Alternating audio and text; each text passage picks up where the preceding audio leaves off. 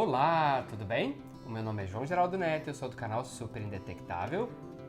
E eu sou a Aline, jornalista, e estou aqui para participar desse quadro maravilhoso, muito feliz de ter sido convidada. De novo, né? Porque na verdade a Aline já começou esse quadro, porque esse quadro é com ela, né? Que é o Ciência com Pipoca, mas sem pipoca, porque a gente não conseguia falar. Verdade. A gente não conseguia falar enquanto a gente comia, enquanto a gente falava. E esse quadro, ele é específico pra gente falar sobre artigos científicos, sobre ciência na mais pura essência dela. Que a gente vai pegar um artigo, vai decifrar ele, dizer... primeiro que o artigo era em inglês, né? Então a gente já fez a tradução, já vai considerar alguns pontos muito importantes para passar para todo mundo numa linguagem mais acessível, né? Porque ciência é para estar acessível para todo mundo, assim como informação, né? E para começo de conversa, a Aline e eu estamos aqui juntos, tá? Durante a pandemia da Covid, mas a gente está junto porque nós dois estávamos de quarentena, de isolamento, né? Social, cada um na sua casa. Ela estava há semanas em casa quieta, eu também semanas em casa quieto, e a gente resolveu se juntar até por uma questão de saúde mental também, né, Aline? Pra gente poder ficar mais saudável também, que isso também é importante. Então a gente veio passar uma semana juntos e a gente aproveitou para retomar esse canal, esse quadro, que é muito bacana. Então, Aline... E tá mantendo distância, né? Toca aqui sempre, seguindo as recomendações, né, da OMS, da OPAS, né? Então, também passar aqui uma mensagem de conscientização, lembre, né, álcool gel, quando for sair usar máscara, né, evitar aglomerações. E se puder, fique em casa. E se puder, fique em casa, né? A gente sabe que tem várias pessoas que não podem, mas podendo... Então, se cuide, que aí assim também você ajuda a cuidar dos outros. Essa é uma mensagem aí, ó, bem importante. Exatamente. O que a gente está fazendo aqui hoje? Hoje a gente veio falar sobre as evidências científicas para o uso de medicamentos antirretrovirais contra o HIV na Covid-19, né? Ou seja, para tratar a Covid-19, os medicamentos antirretrovirais.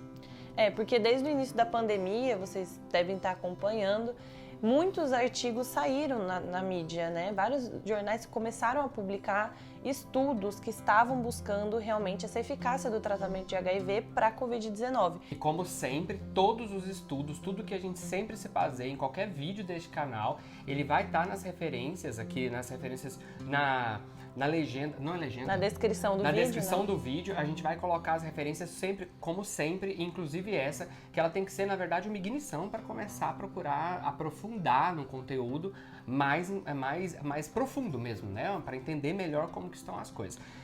Eu até anotei aqui que eu acho que antes da gente começar a falar exatamente sobre o artigo, que esse trabalho, né, que a gente vai analisar aqui, ele foi feito pela doutora Laura Waters, né, que ela é do Mortimer Market Center de Londres, e ela é doutora mesmo, porque ela tem doutorado, importante frisar aqui, e do professor Jürgen Hochstroff, da Universidade de Bonn. Eu tentei fazer o meu alemão aqui porque eu faço aula, então eu tô tentando fazer jus, mas eu não sei se é assim que fala direito. E eu estive na Alemanha, mas não aprendi nada de alemão, então não sirvo. Eu tô tentando fazer aqui um mínimo do alemão, então é da Universidade de Bonn. Então são duas pessoas realmente que têm a experiência ali na área, então em universidades e institutos renomados, eles buscaram essas informações que existem em diversas pesquisas e fizeram essa revisão científica, né, sobre o que já existe e aí apresentaram as principais conclusões, que é isso que a gente vai trazer agora para vocês. Exatamente. O que chamou a atenção deles é porque eles ouviram muita coisa na internet falando sobre o uso de medicamento antirretroviral do HIV contra o coronavírus. E o que acontece? O fato de o coronavírus ser um vírus que tem, né, semelhanças virais com o HIV não quer dizer que os mesmos medicamentos possam ser usados, né? São vírus que, apesar de serem a constituição de um vírus parecida, ele é um vírus de evolução da doença muito diferente, então ele tem diversas particularidades. Isso chamou a atenção desses especialistas que resolveram então compilar esses estudos que estavam em curso ou tinham sido concluídos, mas estudos que falavam do uso de medicamentos antirretrovirais. É importante a gente lembrar que em situações de emergência, onde se tem a necessidade de uma atuação um pouco mais rápida, um pouco mais emergencial mesmo, no sentido de trazer um tratamento, né, da gente começar a evoluir nos estudos científicos para emitir realmente uma resposta para aquela emergência de saúde, então essa adaptação, digamos assim, de determinados componentes de medicação, elas são comuns, isso existe, isso é uma prática científica. O que a gente precisa ter muito claro é que existe sim, mesmo que isso exista, ainda existe de uma maneira muito forte a necessidade de ter estudos clínicos e resultados clínicos fortes que comprovem que aquela adaptação daquela medicação ela tem eficácia e ela tem o menor dano possível para os pacientes que vão fazer uso da medicação. Exatamente, e eles, na busca que eles fizeram, basicamente, eles acharam estudos fracos. Eles acharam que os estudos eles não apresentam resultados muito positivos. Às vezes, a histeria da mídia, esse é o termo que eles usam, né? A histeria da mídia em reverberar uma notícia que não é verdadeira por completo, ela pode acabar causando, inclusive, escassez de medicamento para quem precisa daquele medicamento. Por exemplo, sai na internet de que o tenofovir está curando o coronavírus. Se as pessoas não tomarem muito cuidado com essa informação e essa informação, os governos não seguirem evidências científicas, eles podem acabar indicando, né, o tenofovir para tratar o coronavírus sem evidência científica e quem precisa do tenofovir ficar sem o medicamento. Né? Porque tenofovir ainda é um dos medicamentos que mais usados no tratamento anti-HIV aqui no Brasil. Então essa foi uma outra preocupação muito grande. E o primeiro esquema que eles estudaram foi o lopinavir e ritonavir. Para quem não se lembra, é o Caletra. Aquele medicamento que a gente usou por muito tempo no Brasil, mas que tinha efeitos colaterais bem desconfortáveis. Eu mesmo tive muito problema com o Caletra, então, mas é um medicamento muito eficaz para fazer o controle da carga viral. Porque, até só complementando um pouco, porque ele também foi muito utilizado na época da SARS, né, a Síndrome Respiratória Aguda Grave, e na MERS, né, que é a Síndrome Respiratória do Oriente Médio, e que também são doenças respiratórias derivadas do coronavírus. Então, como já existiam alguns estudos clínicos que também não tinham muito resultado, mas existiam alguns estudos já avançados nessa linha, então foi daí que eles começaram a buscar esse esquema como um pontapé inicial para saber se a medicação de HIV poderia ou não ter efeito nesse caso.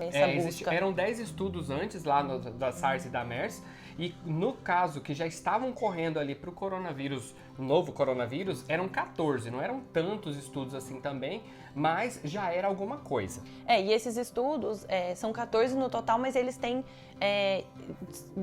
diferença, né, de métodos clínicos de estudo, então eles não são todos da mesma linha. Mas é só para entender que desses 14, eles têm métodos clínicos diferentes de análise, então alguns, né, são randômicos, que aí estudam pessoas aleatórias, né, para fazer essa busca de medicação, outros já não funcionam dessa forma, então acho que a gente coloca na descrição para vocês verem direitinho como é que isso está funcionando atualmente. Mas uma coisa que chamou a atenção é que o número era muito baixo de pessoas que foram testadas, mesmo desses, juntando os 14 estudos, deram 408, menos de 410 pessoas. Então é um número muito baixo para a gente considerar um estudo de peso, né? Ele não tinha ainda nem chegado nas fases mais avançadas, né, de esses estudos clínicos, né, que a gente fala, que eles são divididos em fase, primeira fase, segunda fase, terceira fase. Você quer falar da terceira fase? Eu acho que a gente pode entrar na terceira fase agora passando para o darunavir, porque aí é onde realmente a gente já tem estudos nessa terceira fase. Porque os estudos do lopinavir e do ritonavir, eles ainda estão bem em fase inicial, assim, né? Como o João ele falou bem, são menos de 410 pessoas que estão realmente participando desses testes, né? E que já provém algum resultado, mas que ainda é muito pouco em termos de análise para a gente conseguir chegar a uma conclusão. E aí, nesse segundo esquema, eu sempre anoto aqui porque eu não quero falar errado, mas é o darunavir, então ele tem 2 estudos que já estão na fase 3, né, de pesquisa, e eu vou ler aqui um artigo da Unicamp falando o que é essa fase 3 para a gente conseguir entender. Fase 3 é depois de concluído o estudo piloto, grandes estudos multicêntricos acompanham milhares de pacientes, então já começa aí um estudo mais amplo, então ele vai de 5 a 10 mil pacientes que são acompanhados em geral, né, e aí esse número vai depender da patologia em questão e com a doença em questão por um período maior de tempo, geralmente sendo comparados a outros tratamentos existentes e recomendados para o mesmo problema ou com placebos. Então, nesse esquema de pessoas que vão participar da pesquisa, né, em milhares de pessoas e pacientes, você vai avaliar se você vai fazer com algum tratamento, né, complementar e que funciona, ou se você vai fazer uso de placebo para avaliar aí os resultados, mas isso depende de vários fatores, né? É também importante dizer que durante essa terceira fase se espera obter maiores informações sobre segurança eficácia e interação de drogas. Os testes de fase 3 devem fornecer todas as informações necessárias para a elaboração do rótulo e a bula do medicamento. Então, a gente pode ver aí que é uma das fases mais cruciais e mais definitivas, né? E avançadas realmente de um estudo. Né? E é bom a gente entender que é o seguinte, os estudos só vão passando de fase se eles apresentam algum resultado. Né? No caso como eu passei agora há pouco, do lopinavir e do ritonavir, os estudos que estavam em curso, eles não estão apresentando resultados satisfatórios, porque na verdade não se percebeu nenhuma melhoria dos casos das pessoas que estavam sendo tratadas, né? Nem grave, nem leve, nem mesmo um controle da carga viral. Então, na verdade, o lopinavir e o ritonavir, ele não tem se mostrado um medicamento que tem trazido benefícios, apesar de ter mostrado uma leve melhora em pacientes que começaram até 12 dias depois dos primeiros sintomas.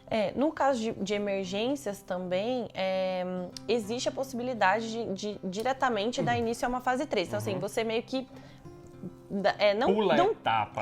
Você assim, dá uma acelerada nas etapas, né? Acho melhor dizer do que pular, que você acelera as etapas. Então, numa situação de contexto emergencial como a gente está vivendo hoje, existe essa aceleração, né, de etapas. Então, por exemplo, no caso do darunavir já está em fase 3, né, apesar de pouco tempo de estudo, a gente já está nessa fase um pouco mais avançada para já realmente começar a ter esses resultados definitivos. O darunavir, uma vantagem que o darunavir tem sobre o estudo anterior do lopinavir e do lopina e ritona, é que o darunavir apresenta menos efeitos colaterais, né? Então, o lopinavir e ritonavir apresentam muitos efeitos colaterais. E a dose necessária, de novo, né? Puxando lá de novo o estudo, era de 4 a 8 mil vezes mais, né? Do que o HIV. Então, assim, se os efeitos colaterais do HIV já eram fortes, né, para algumas pessoas, para tratamento da Covid podia ser muito forte, até mesmo causar complicação renal. Então é importante que a gente entenda que o darunavir, além de estar um pouco mais avançado também, ele também tem a questão de apresentar menos efeitos colaterais, o que é muito positivo, né? E aí, passando para o atazanavir, né? Ele vai falar que também já tem, né, um estudo aí rolando para SARS-CoV-2, né? E também, só um pequeno parênteses, mas a SARS-CoV-2 é o vírus, né, o coronavírus, é o nome técnico do coronavírus, que causa a Covid-19. Covid-19 é a doença. Assim como o HIV é o vírus e a AIDS é a doença, é importante a gente ter bem claro que não são sinônimos coronavírus SARS-CoV-2 de Covid, deixar isso também especificado aqui. Então, quando falar SARS-CoV-2, entendam que é o vírus, não necessariamente a doença já a Covid-19. Então, existe também esse estudo com o atazanavir, mas aparentemente, pelos que eles trazem aqui... Só in vitro, né? Tá só ali também, ainda não tem nada muito avançado. E também parece que não tem muita expectativa de que se avance nesse estudo específico, né? Para explorar o uso dele realmente para a Covid-19. Então, e eles trazem uma fase muito isso, complicada né? também, Aline, é que assim, quando você coloca um medicamento novo que era tratado para uma outra doença, você tem que descobrir a causa, a dose, né? Uma coisa que aconteceu no caso do HIV especificamente foi do uso do AZT, né? No caso, usando o AZT, que era um medicamento que era usado para o tratamento do câncer, foi usado para o tratamento do HIV numa dosagem que deixava a pessoa completamente ruim, mal. A pessoa ficava muito mal, porque o medicamento era muito forte. Então, essa dosagem, como a gente falou do lopina e ritona, você tem que colocar 8 mil vezes a dosagem, ela pode ser ajustada, tanto que o AZT é usado até hoje. O AZT é um medicamento muito eficaz até hoje, só que demora um pouco para se descobrir a dose. Né? E no atazanavir, apesar de ele não ter apresentado nada lá, ele está lá na primeira parte, que é essa de verificar in vitro como que está funcionando, né? É legal trazer essa questão, né, de falar dessa importância de você entender dosagem, né? Porque, às vezes, aí é um pouco da minha opinião, mas bem breve, né? De dizer que talvez a gente tenha uma tendência a querer ser um pouco imediatista, né? E pensar, faz um estudo aqui, beleza, o resultado que a gente tem, bora, né? Vamos começar a usar, vamos começar a aplicar, e precisa ter muita cautela, né? Justamente por isso, qual é a dosagem que a gente vai ter, o que isso vai causar, qual é o dano, né? que isso vai causar, porque o dano pode ser muito grave, né? Não é uma coisa pequena. Os próprios pesquisadores trazem, né, isso, falando, em um momento aqui eles citam, né, que tinha grandes danos determinados estudos, né, que estavam sendo feitos em vários contextos. Então, é importante a gente sempre ter em mente que não dá para ser tão imediatista quando a gente está falando desses componentes, né, dessas medicações, porque a gente não sabe o que exatamente isso pode causar, né, qual o risco. Então, os próprios pesquisadores alertam isso nesse estudo e falam, mesmo que a gente precise sim de medidas mais urgentes, que a gente precisa ter, né, esse salto aí talvez em algumas etapas, essa aceleração para que a gente tenha resultados mais rápidos, a gente não pode se esquecer de que as evidências científicas, né, esses critérios científicos, eles precisam ser seguidos à risca. Exato. A gente pode fazer adaptações, mas nós não podemos ignorá-los simplesmente porque precisamos de algo mais imediato. E aí, esses exemplos que a gente trouxe, eles falam muito sobre o tratamento, né, da SARS-CoV-2, mas é legal também porque eles apresentam alguns resultados de prevenção. E aí é muito interessante, né, também ver essa perspectiva de como os tratamentos de HIV, acho que você vai falar, acho até mais legal você trazer isso, mas nesse uso dos componentes da PrEP, né, para falar de Covid. E aí, para falar no caso aqui é SARS-CoV-2, né, nem de Covid, porque a gente está falando de prevenção.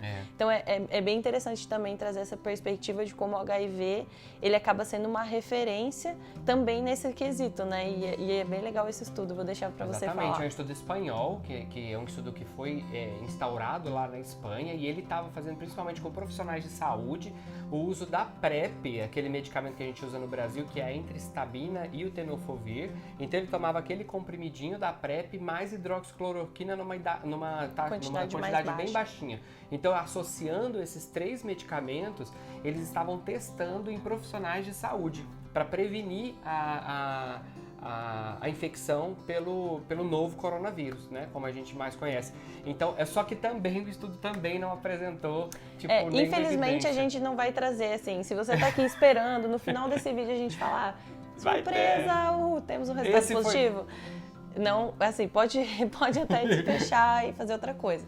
Não vamos trazer isso, porque realmente tudo está muito ainda prematuro, né? E eu acho que o mais importante Mas é legal saber que está acontecendo, né? Tá acontecendo. Exatamente. O que a gente quer dizer aqui é que existem estudos andando, mas que é esse o panorama atual. Para não ficar criando esperanças e nem alimentando fake news, né? Inclusive, voltando de novo ao lopinavir e ritonavir, a própria empresa teve que fazer uma nota falando, olha, calma, não existe nenhuma evidência falando que a Caletra funciona. Né? Então, assim, tudo isso a gente está trazendo os vários estudos para vocês saberem o que está acontecendo, o que está rolando. E agora falando de um outro estudo, é um estudo de Nova York, um estudo lá em Nova York que fez um levantamento sobre a quantidade de pessoas que entraram no serviço que viviam com HIV e não viviam com HIV. O que eles notaram é que existiam algumas, uma sensível diferença entre pessoas que entravam, elas não tinham HIV. Ou seja, levantou um alerta de que provavelmente as pessoas que viviam com HIV não estavam se infectando. Porém, tinham vieses fortes nessa pesquisa. Vieses não, na verdade falhas mesmo, né? Na pesquisa. Eles não consideraram algumas questões sociodemográficas muito importantes, né? Como a idade das pessoas. Então, assim, quando você não tem um corte por idade, e essa idade ela é referência para aumento de mortes pela Covid, não tem como você considerar um estudo que não leva isso em consideração, entende? É muito sensível, é muito importante, não dá para fazer. Então, infelizmente, esse estudo também não foi muito importante. Né? Apesar de ele ter considerado que o tenofovir era a droga mais comum entre todas as pessoas com HIV ali, que tratavam com HIV também nos Estados Unidos, mas não era uma droga que... porque além como falou, ele não levou em consideração muitos fatores que são essenciais na hora de você ter essa definição, como essas questões de classe, questão socioeconômica, né? Então, tudo isso precisa realmente ser avaliado, questão até mesmo de raça e gênero, né? Precisa ser levado em conta em estudos como esse, e esse acabou não levando isso em conta, então é realmente muito difícil você chegar a uma conclusão, né? Você pode chegar a uma falácia e piorar a situação. Vou lembrar aqui que o próprio estudo cita que a hidroxicloroquina e a cloroquina também foi testada para o HIV e a para-chikungunya chikungunya. Só que, na verdade, no levantamento aqui que eles fizeram, no estudo que eles fizeram, eles viram que o dano que ele causava era maior do que o benefício, apesar de ser uma droga que era... já usado para malária também, né? Exatamente. Que é uma droga ele também ele era similar em certa parte com o antirretroviral, outros medicamentos antirretrovirais, né?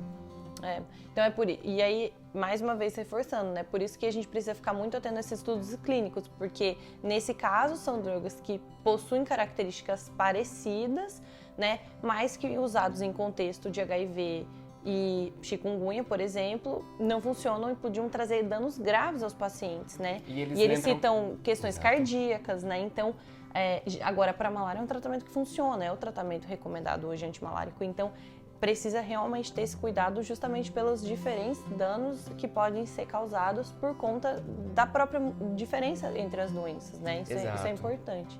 E eles lembram do risco que teve na mídia da hidroxicloroquina com a azitromicina, usando esse tratamento como um tratamento eficaz para HIV, para Covid, mesmo sem evidência científica, né? Porque houve foi intensificado, né? Isso. Por conta dessa pressão midiática, né? E dessa visibilidade, né? Todo mundo virou assim seus olhos para o estudo dessas duas drogas específicas.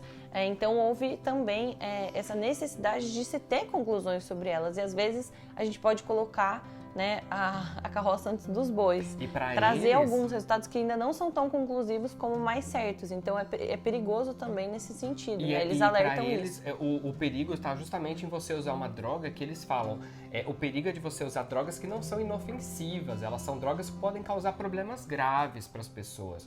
Né? É como eu falei do tenofovir, como eles mencionam a hidroxicloroquina, a azitromicina.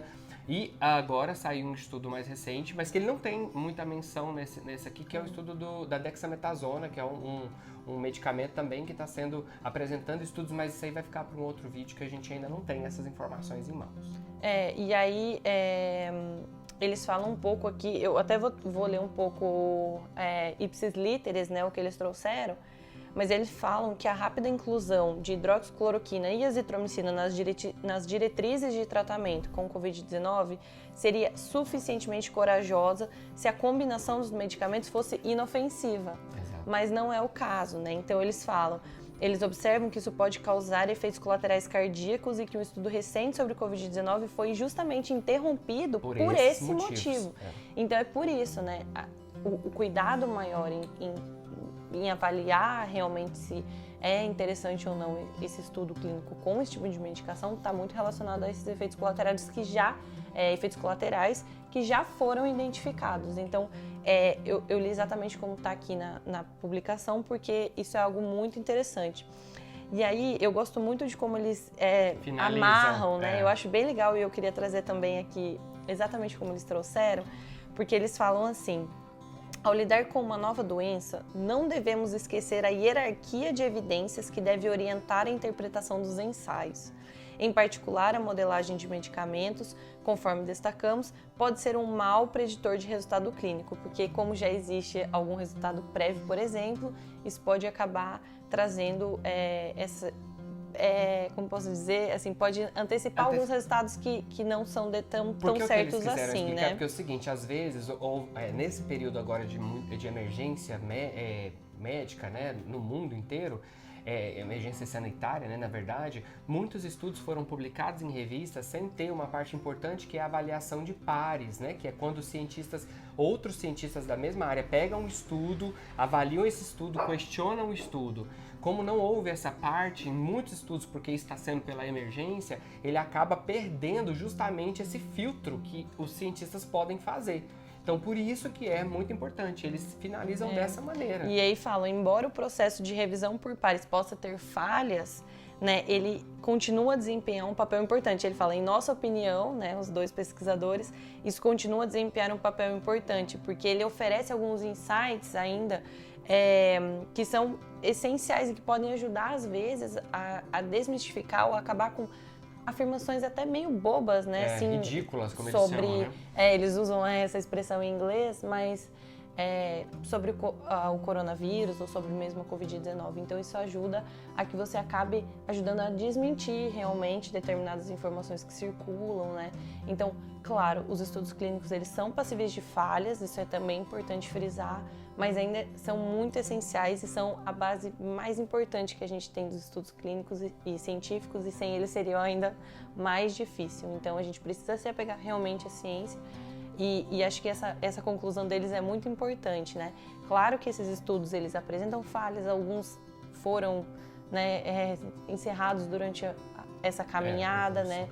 Eles não progrediram, alguns ainda vão começar, então é importante a gente se apegar, né, a esse estudo, essas evidências realmente que a gente tem, apesar de entender que eles podem ser falhos, né? Eu acho que é a melhor forma também da gente se assegurar de que a gente vai ter a melhor informação possível, que a gente vai ter os melhores subsídios para conseguir ir atrás da informação correta, então sempre buscar realmente entender em que pé tá, mesmo que o pé não tá em lugar nenhum, né? Mesmo que seja não ter começado, é importante a gente saber. Então, não trouxemos assim aqui, acho que no vídeo, receita de bolo, a receita ou a notícia que todo mundo gostaria de ouvir. De ouvir, mas é a realidade. Realidades e é importante a gente estar sempre por dentro disso, né? Acho que essa é a maior conclusão que a gente tira desse estudo. E aí realmente, na minha visão, acho que é a gente torcer mesmo para que esses estudos avancem e que a gente tenha realmente resultados positivos. Eu sou uma pessoa que gosta de ver o copo cheio, então eu fico feliz que, mesmo que tenham poucos, mas que tenham, e espero que esses estudos que foram apresentados aqui ajudem para que outros comecem e a gente tenha aí um incentivo à pesquisa científica para que cada vez mais a gente tenha a oportunidade de entender como determinados medicamentos, como o nosso corpo reage a determinadas coisas, porque a medicação é importante, né, pra gente, para poder dar qualidade de vida em muitas situações e trazer um pouco de esperança também aí diante desse cenário de pandemia, né, que a gente tá vivendo. E às vezes o medicamento para tratar a Covid nem vai sair do HIV, né? O que a gente apresentou aqui são os do HIV, porque é o que a gente se interessou por causa do assunto do canal. Mas isso existem outros inúmeros estudos aí e eles vão vir resultados e tomara, né, que em breve. Exatamente. Então é isso, pessoal. Muito obrigado, Aline. Muito obrigado a vocês todos por estarem com a gente até aqui, tá? Se vocês quiserem saber mais sobre informações, deixem aqui nos comentários. Mais informações, lembrando que todas as referências que a gente usou, inclusive eu vou procurar todos os estudos separados que deve ter dentro desse estudo principal. Eu vou colocar todos eles ali. Eles estão em inglês, mas a gente com Translate a gente consegue ler e é um pouco científico, mas quem consegue ler e tem interesse tá lá, tá bom? Um beijo pra vocês. Tchau, tchau.